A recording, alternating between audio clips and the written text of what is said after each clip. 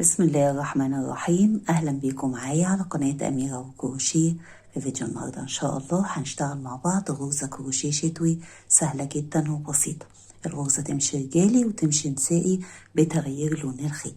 ممكن تشتغلي منها سكارف، بلوفر، طاقية، ممكن تشتغلي حاجات كتير جدا. نوع الخيط اللي هشتغل بيه في الفيديو هيمالايا افريداي وإبرة مقاس 4 الألومنيوم. يلا بينا نبدأ مع بعض إن شاء الله في تنفيذ الغرزة. نبدأ بسم الله الرحمن الرحيم. أول حاجة بتبدأي بتعملي عدد من السلاسل يكون فردي بالمقاس اللي انت عايزاه سواء الطول أو العرض. لو هتشتغلي سكارف فيفضل ان انت تشتغلي عدد السلاسل بالطول.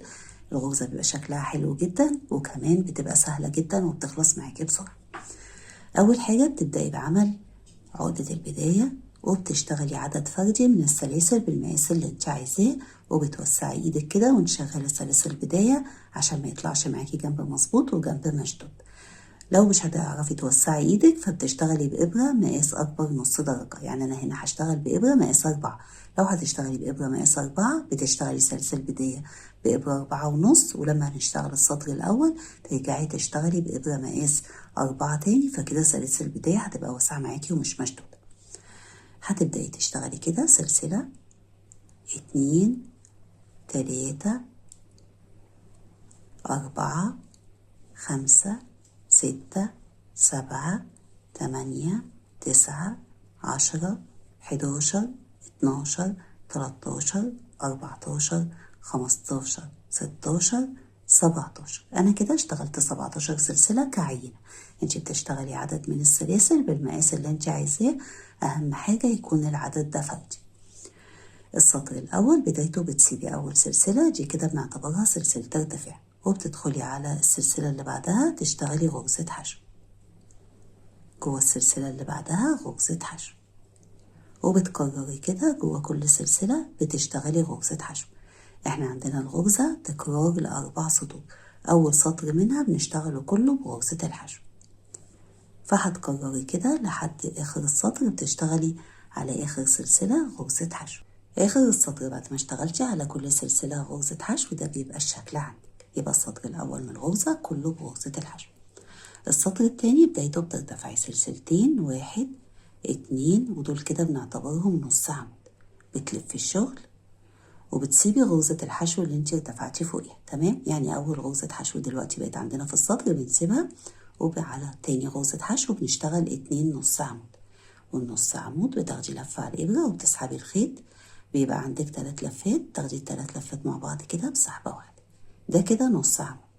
على نفس غرزة الحشو بتشتغلي تاني نص عمود، تسحبي الخيط، عندك 3 لفات بتاخدي ال3 لفات مع بعض.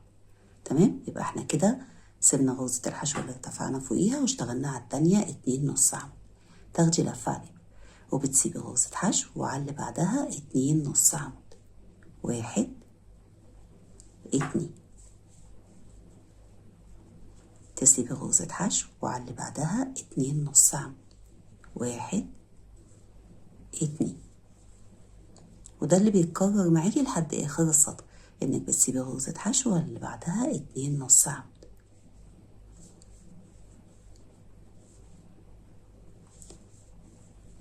يبقى السطر التاني من الغرزة بدايته ارتفاع سلسلتين وبيمشي معانا السطر، بنشتغل على غرزة الحشو 2 نص عمود وبنسيب غرزة حشو وبنكرر.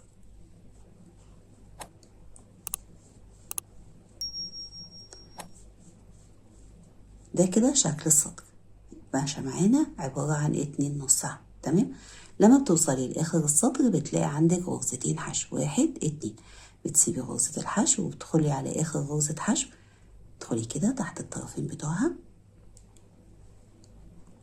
تشتغلي نص عمود واحد بس، تاخدي ال3 لفات مع بعض، يبقى اخر السطر نص عمود وبدايته ارتفاع سلسلتين. ده كده السطر التاني من الغرزة. السطر التالت من الغرزة بدايته بترتفعي سلسلتين 1 2 باعتبارهم نص عمود وبنلف الشغل، تاخدي لفة على الإبرة كده وبتلفي الشغل.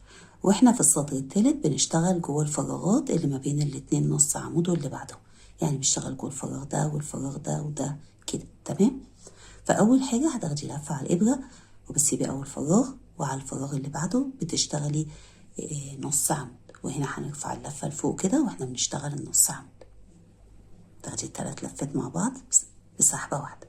يبقى احنا كده سيبنا اول فراغ ودخلنا على الفراغ اللي بعده اشتغلنا نص عمود. تاخدي لفة على الابرة، ترجعي على الفراغ اللي سبتيه تشتغلي نص عمود، بتدخلي كده وبتسحبي الخيط وتعلي ايدك كده تبقى في سوى النص عمود اللي تحت، وتاخدي اللفات مع بعض كلها كده بسحبة واحدة. فكده اشتغلنا نص عمود وبين معانا نص عمود مايل بالشكل اللي انت شايفاه ده. تمام. بعد كده بتاخدي لفة على الإبرة وتروحي على الفراغ اللي بعده تشتغلي جواه نص عمود، تعلي ايدك كده وبعدين بتاخدي ال3 لفات بسحبة واحدة، ترجعي تاني للفراغ اللي قبله تدخلي جواه تشتغلي نص عمود، تدخلي كده وتسحبي الخيط. تمام. وبتعلي ايدك كده عشان تبقى في سوى السطر وتاخدي اللفات مع بعض. نص عمود بيبان مايل معانا بالشكل ده، وده اللي بيتكرر معانا لحد اخر السطر. بتدخلي على الفراغ اللي بعده. تمام. تشتغلي نص عمود، ترجعي تاني على الفراغ اللي قبله تشتغلي نص عمود، تدخلي كده وتسحبي الخيط وبتاخدي اللفات مع بعض. على الفراغ اللي بعده بتدخلي جواه كده وتشتغلي نص عمود، ترجعي تاني على الفراغ اللي قبله تشتغلي نص عمود،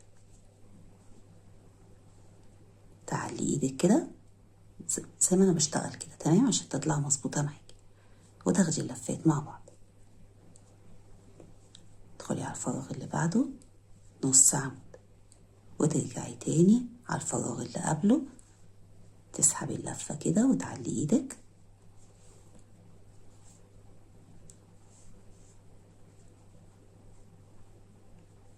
وتاخدي اللفات مع بعض.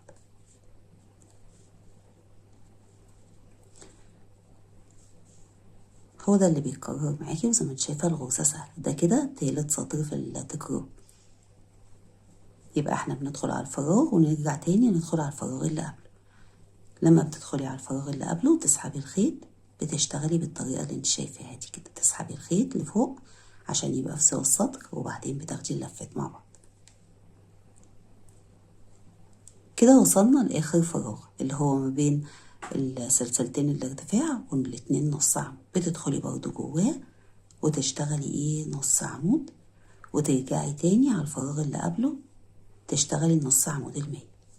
تدخلي كده وتسحبي الخيط وتحطي ايدك بالشكل اللي انت شايفاه ده كده عشان تطلع الغرزه مظبوطه معاكي، وتعلي ايدك في سوى السطر وتاخدي اللفات مع بعض. ده كده بقى شكل الغرزه عندك. لما بقى بتبقى بالطول بتبقى بالشكل ده، فبتبقى شكلها جميل جدا وبتبقى رجالي شكلها حلو. بعد ما قررتي بقى وصلتي لاخر السطر يبقى عندك ارتفاع السلسلتين، بتسيبي السلسله اللي تحت وتدخلي جوه السلسله اللي فوق اللي هي رقم 2 بالشكل ده كده، تشتغلي جواها نص عمود، تاخدي اللفات مع بعض كده بسحبه واحده. وده كده شكل السطر الثالث من الغرزه. السطر الرابع من الغرزه بنشتغله كله بغرزه الحشو، فهترتفعي سلسله وبتلفي الشغل. تمام. ولما بتلفي الشغل هتدخلي كده تحت الطرفين بتوع الغرزة. تمام. اللي هي النص عمود او النص عمود عندي، تشتغلي غرزة حشو تحت الطرفين بتوع نص عمود اللي بعده، بتشتغلي غرزة حشو تحت الطرفين بتوع النص عمود اللي بعده، بتشتغلي غرزة حشو. يعني السطر الرابع من الغرزة بنشتغله كله بغرزة الحشو. اتفقنا سلسلة واشتغلنا غرزة حشو على أول نص عمود، وبنكمل بقى على كل نص عمود بنشتغل غرزة حشو تحت الطرفين. يعني ما تغلطيش وتدخلي كده، بندخل هنا. تمام. غرزة حشو، غرزة حشو، غرزة حشو. بنكرر كده لحد آخر السطر تحت كل طرفين بتوع النص عمود، تحتهم كده بنشتغل غرزة حشو. لما بتكرري بقى وتوصلي لآخر السطر بتشتغلي على النص عمود ده. تمام. تشتغلي كده عليه غرزة حشو، وبتلاقي عندك هنا كده بتبان ان دي سلسلة، بس ده النص عمود. يعني احنا عندنا هي ارتفاع سلسلة 2، وده كده اخر نص عمود معانا. بتشتغلي عليه غرزة حشو. تاخدي بالك كده من الغرزة دي بالذات، ما تغلطيش بقى وتفتكريها ان دي سلسلة، دي نص عمود. اما عندنا هنا سلسلة 2. اخر السطر بقى بعد ما اشتغلتي كده بتدخلي على السلسلة رقم 2، تشتغلي جوه تاني سلسلة كده غرزة حشو. يبقى انت هنا اهم حاجة لما بتشتغلي السطر الرابع من الغرزة بتشتغليه كله بغرزة الحشو، بس تاخدي بالك ان انت هيبان عندك فيه سلسلة، بس دي النص عمود، عشان لو ما اشتغلتيش جواها هتفضل الغرز تنقص معاكي طول ما انت شغالة. ده كده بيبقى شكل الغرزة. تمام. لما بنكرر بقى السطر 2 3 4 بتدي شكل جميل. يبقى اول سطر كله بغرزة الحشو، السطر التاني 2 نص عمود، التالت زي ما شفتي اشتغلنا كده، والرابع بنشتغله بغرزة الحشو. بعد كده بتبدأي تكرري. لما بتكرري بقى بترتفعي سلسلة وبتلفي الشغل، وبتشتغلي على أول غرزة حشو تقابلك غرزة حشو، على اللي بعدها غرزة حشو، وبتشتغلي كده على كل غرزة حشو غرزة حشو. فهنا هيبقى عندك سطرين من غرزة الحشو فوق بعض. اشتغلت معاكي السطر ده عشان يبان معاكي ان انتي هنا هيبقى عندك 1 2 من غرزة الحشو. هتكملي كده وتكرري لحد ما توصلي للمقاس اللي انت عايزاه. ده كده بيبقى شكل الغرزة بعد ما بتكرري في السطور. ده كده بيبقى شكلها لو هتشتغلي الغرزة بالطول، وده كده شكلها لو هتشتغلي سلاسل بداية بالعرض.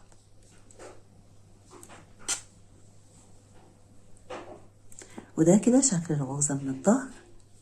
برضه الظهر بتاعها شكله حلو جدا ومجسم. انا كده خلصت معاكي فيديو الغرزة. اتمنى الشرح يكون كان واضح ليكي، وان شاء الله نتقابل في فيديو جديد. ولحد ما نتقابل اسيبكم في رعاية الله، والسلام عليكم ورحمة الله وبركاته.